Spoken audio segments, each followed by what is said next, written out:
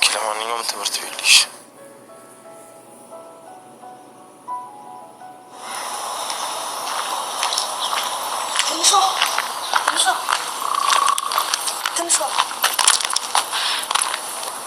እንዴት ነሽ?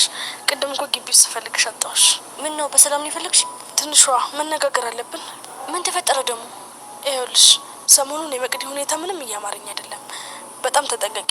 መቅዲ እንደምታስቢያት አይነት ሰው አይደለችም። በጣም መጥፎ ናት። እንዴ እምትዩ ነገር ምንም እየገባኝ አይደለም። ቆይ መቅደስ ለምንድን ነው እኔ ላይ መጥፎ የምትሆነው? ብቻ እንዲያምልሽ ነገር የለኝም፣ ግን ደግሞ ራስሽን መጠበቅ እንዳትረሺ። ለማንኛውም በቃ እሺ፣ ነገ እናወራለን። አሁን ወደ ቤት ልሂድ።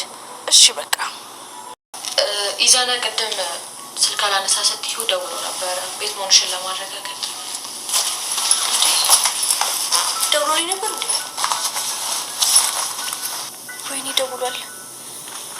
እስቲ ቆይ ልደውልለት። አሁን ግን ሳይሻልኝ አይቀርም። ቆይ ለምንድን ነው የምትቀልድብኝ? እንደውም አሁን ቡና ላፍላለሁ። ትንሽ አረፍ በል እስከዛ።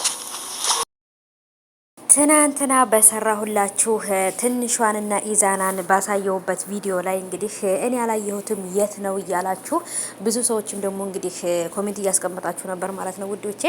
ኢዛናና ትንሿ በሌላ ፌርማታ በሚል በሌላ ዩቲዩብ ቻናል ነው ሙሉ ቪዲዮ የተለቀቀው ማለት ነው። እና እናንተ ቪዲዮውን የማታገኙት ከሆነ ወይንም ደግሞ ቻናሉን ካላወቃችሁት ሜሽን አደርግላችኋለሁ ወይንም ደግሞ ኮሜንት ላይ አስቀምጡልኝ። የኮሜንት ቦታው ላይ የዩቲዩብ ቻናሉን ሊንኩን አስቀምጥላችኋለሁ ወይንም ደግሞ የቪዲዮ የተለቀቀበትን ቻናል ራሱን ቪዲዮን አምጥቼ ሊንኩን ኮፒ አድርጌ አስቀምጥላችኋለሁ ማለት ነው። እናንተ ንገሩኝ ካላገኛችሁት። ካገኛችሁት ደግሞ በጣም አሪፍ ነው።